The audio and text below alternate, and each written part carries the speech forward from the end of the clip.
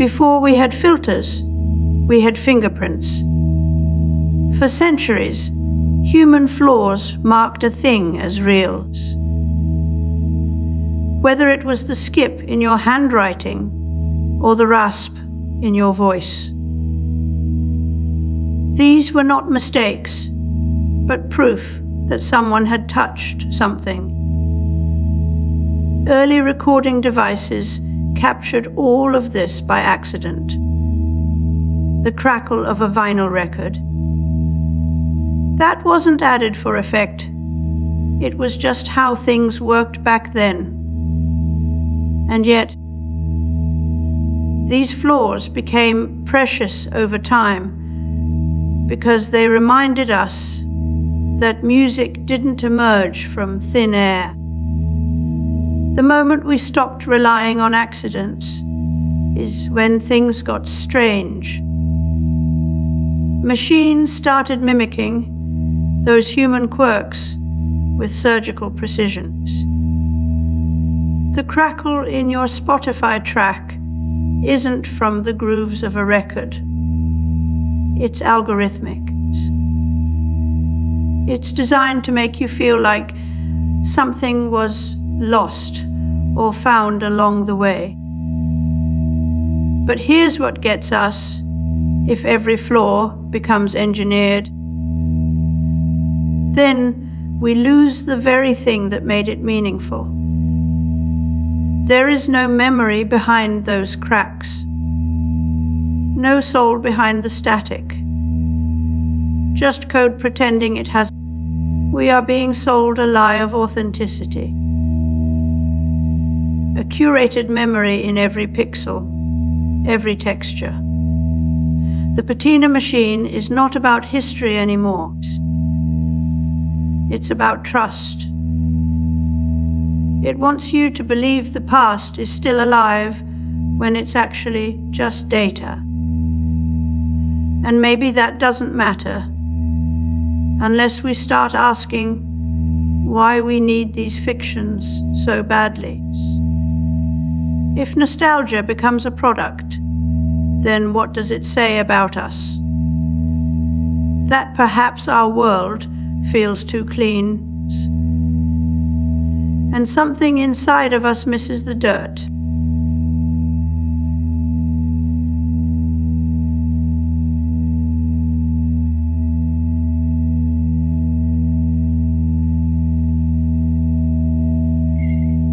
Early computer systems were mechanical in essence.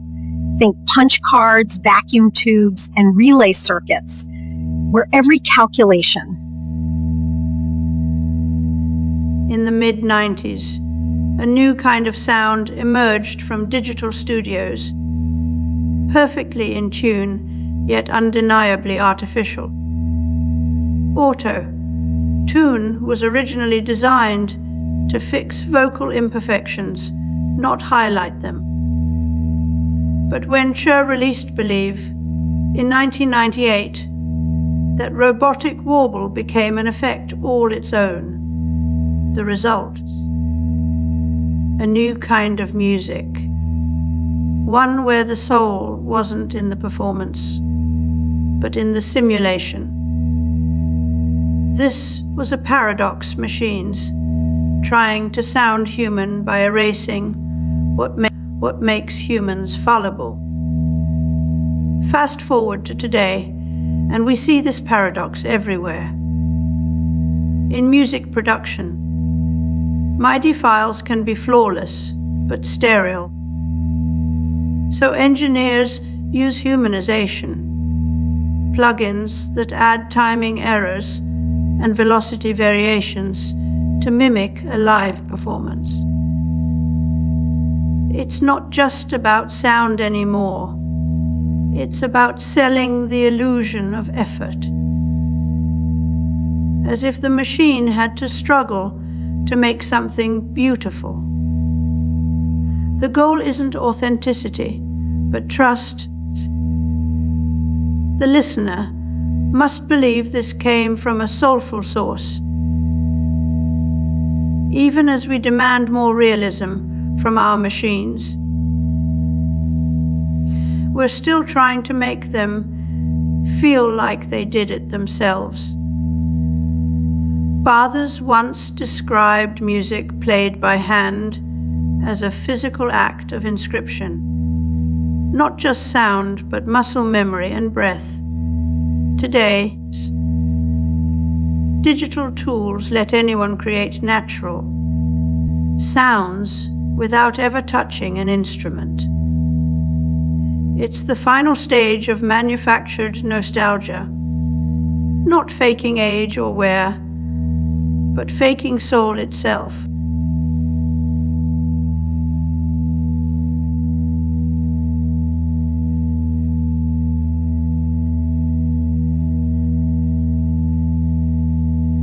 Grain for the shops of the city, where those who do not till the soil may buy the farmer's produce. Instagram filters don't just change colors, they stage memories, fabricating the look of lived in moments through calculated imperfection. When you select a film grain filter, it's not an aesthetic preference. It's psychological engineering in motion.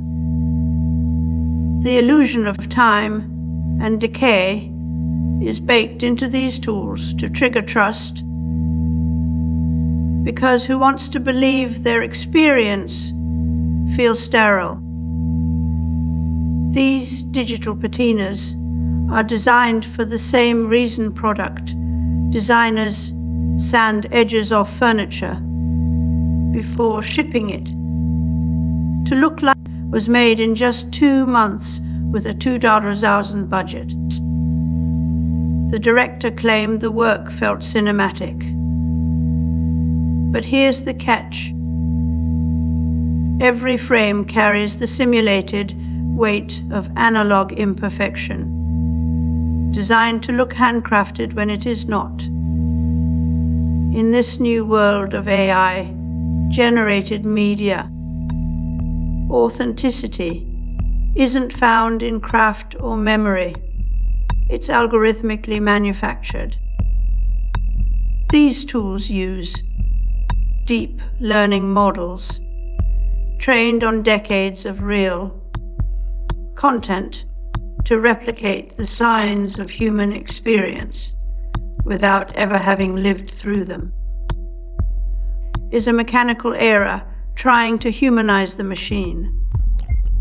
Now, it's an algorithm trying to make us forget its origin entirely. Consider AI handwriting generators, programs that mimic ink bleed, and hand trimmers with pixel perfect accuracy. They are not making mistakes. They're solving for trust through flaw. The bot-generated letter feels personal because of a simulated smudge. We no longer need to live the life we want. We just simulate it. Down to the last drop of authentic watercolor ink.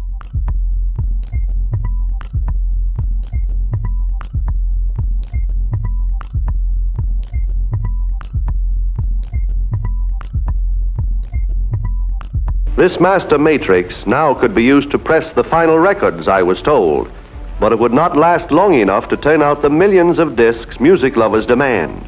Hence another disc called a mother matrix must be made first, and from that, stampers will be made to press the final records. Once, an imperfect surface carried meaning. A crack in a vase might signal centuries of handling or war. Today, the same flaw is algorithmically applied to make a mass-produced product feel authentic. We no longer look for truth in textures. We look for trust signals. What was once the byproduct of history has become the output of code. The patina is no longer evidence of use. It's evidence of marketing strategy. when we can no longer distinguish real imperfection from manufactured authenticity, something fundamental breaks. We stop questioning what is true and start assuming what appears trustworthy must be. The machine has taken the role of storyteller, not just in fiction, but in facts. And if the machine tells us how to feel about truth, who's left with the tools to question it?